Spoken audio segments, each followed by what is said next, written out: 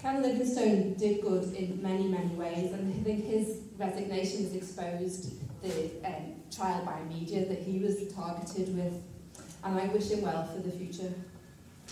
Jewish Voice for Labour is calling for disciplinary hearings to be paused until a due process has been established based on the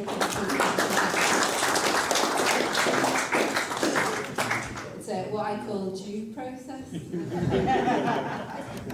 Privileging one group over another is divisive, and it's bad for the many as well as bad for the Jews.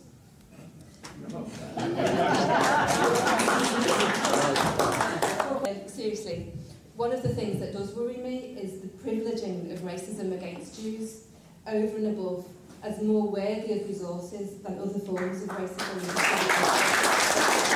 Closing comments, and I'm taking inspiration from Marc, who's a friend and colleague in Manchester. He first changed the quote from Pastor Niemoller, who was a clergy in the Second World War and the Holocaust, and I'm going to change it again. So first, they came for the anti-racists, and I stood up because I was a trade unionist.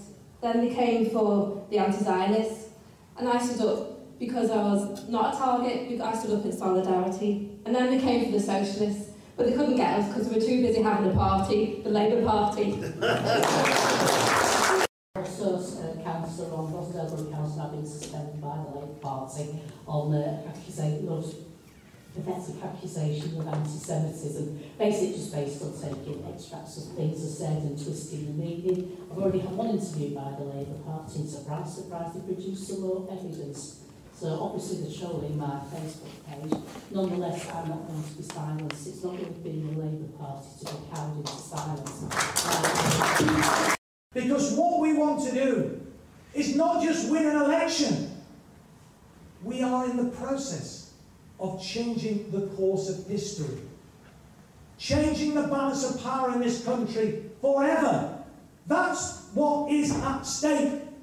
And that's why certain dark forces are using their power, using their contacts in the media in order to undermine this project, in order to take out key allies like Marc and others from the struggle. And we cannot let it stand. And some people might find it a bit difficult to show solidarity with Marc, for fear of being, implicated and criticised and demonised. Well, I don't give a shit.